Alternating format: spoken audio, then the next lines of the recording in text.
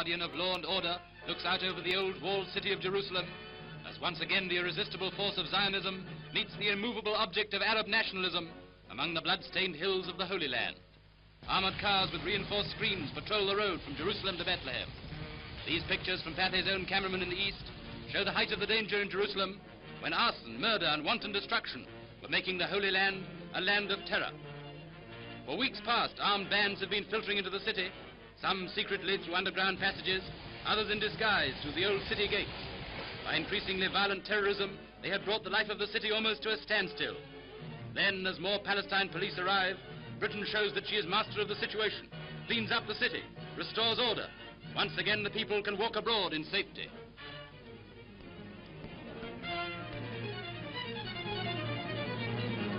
In the narrow streets of the Arab city, the bazaars reopen. Peace reigns again. Yet so careful has Britain's army been to avoid unnecessary violence that in 2 days of continuous skirmishing, only 9 people were killed.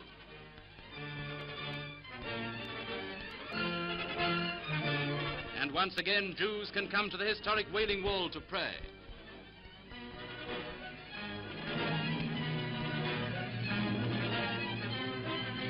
But behind the outward peace lies still the threat of rebellion and disorder.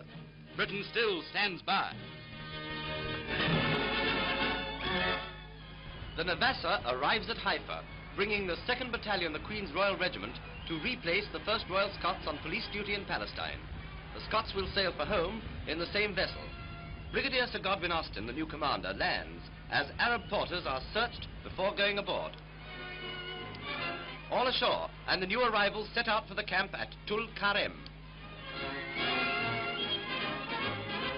Meanwhile, at the camp, the men of the Royal Scots are taking leave of Brigadier Harrison, under whose command they have carried out difficult duties for over a year. If there is one place in the world today where the cloud of mass tragedy hangs low, it is the land of Israel. Beyond the blue waters of the Mediterranean lies the low coastline to which millions of Jews all over the world are turning as their dream of home. As Germany and other nations increase their persecution, treat them as pariahs and outcasts, beat them down and trample on them, the Jews are turning more and more to their promised land, to the land which they were told once would be flowing with milk and honey. On the quayside of the Jewish port of Tel Aviv, more and more families are being reunited. More and more children who have come to prepare the way are welcoming mothers and fathers, turning with them towards the new life in the only land in the world where there seems a hope of living in peace.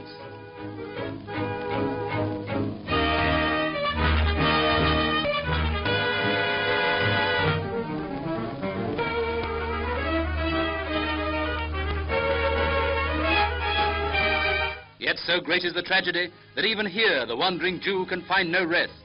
For once peaceful Palestine is today a land of terror and bloodshed. From the virgin desert, under the protection of Britain, the Jew has built himself a modern home. Will he be allowed to keep it? To help you answer that question, in later issues, Pathé Gazette will continue the story of Palestine today.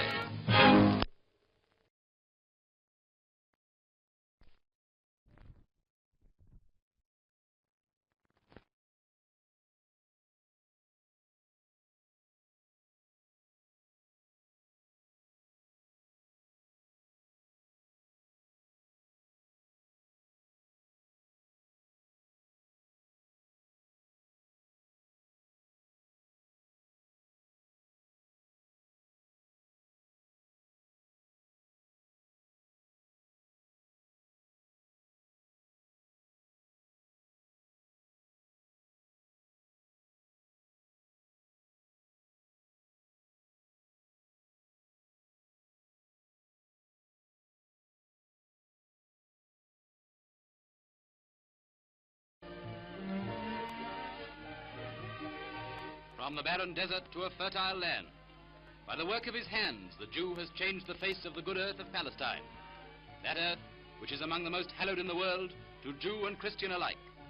In the first part of our story of Palestine today, we showed you the Jew returning home from a harassed world. Then, in our last issue, you saw him building his home. Now, the fruits of his labor.